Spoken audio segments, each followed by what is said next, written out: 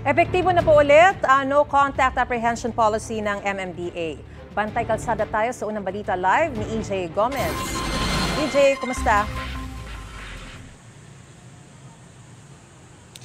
Marie, simula nga ngayong araw, ipinatutupad na ng MMDA ang NCAP o yung No Contact Apprehension Policy. Ibig sabihin, wala ng enforcer ang manghuhuli ng mga traffic violators sa mga kalsada. Inalam natin ang masasabi ng mga kapuso nating motorista ukol sa polisiyang yan.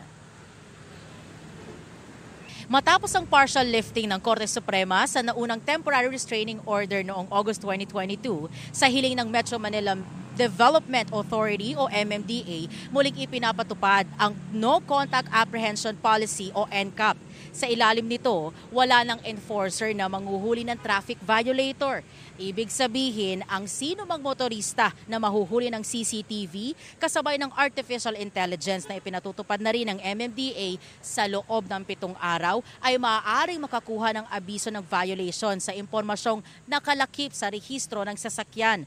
Ipatutupad ang NCAP sa mga kalsada na saklaw ng MMDA at hindi na mga LGU. Yan ang mga circumferential at radial roads gaya ng EDSA, C5, Commonwealth Avenue, Aurora Boulevard at Rojas Boulevard. Nilinaw din ng MMDA na hindi ipatutupad ang NCAP sa mga lugar kung saan may problema sa mga traffic signage o mismong lane sa mga kalsada.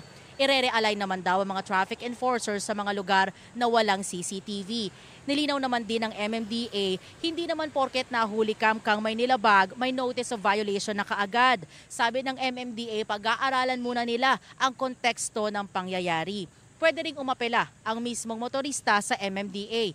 May ilang motorista ang pabor sa polisiya na yan dahil maiiwasan daw kahit papaano ang traffic o yung pangungutong. Pero sabi nila, marami pang dapat ayusin sa NCAP lalo na sa pagpapatupad nito. Narito ang kanilang mga pahayag. Okay naman siya, kaya lang hindi sa lahat ng oras applicable siya. Kasi katulad sa amin sa taxi, may karelyebo kami. Hindi mo masasabi kung ako ba nagka-valuation o yung karelyebo ko. So paano yun? Tapos mas-charge sa akin. Sa mga private siguro okay yun. Sila lang yung driver, sila lang yung may-ari. Para sa akin, ma'am, yung policy okay, pero yung implementation parang may kulang.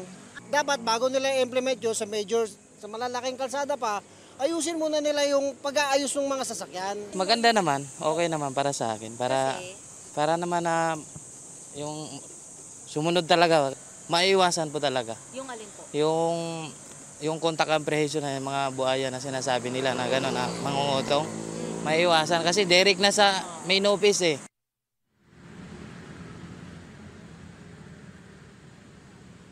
Marisa, may pa ng mga nakausap natin, dapat muna raw unahin ng gobyerno ang pagsasaayos ng mga kalsada sa Metro Manila, lalo na sa EDSA. Hiling ng ilang riders magkaroon daw ng sariling lane para sa mga motorsiklo, lalo na sa EDSA. At yan, ang unang balita mula rito sa Pasig City. EJ Gomez para sa GMA Integrated News. Gusto mo bang mauna sa mga balita? Mag-subscribe na sa GMA Integrated News sa YouTube at tumutok sa unang balita.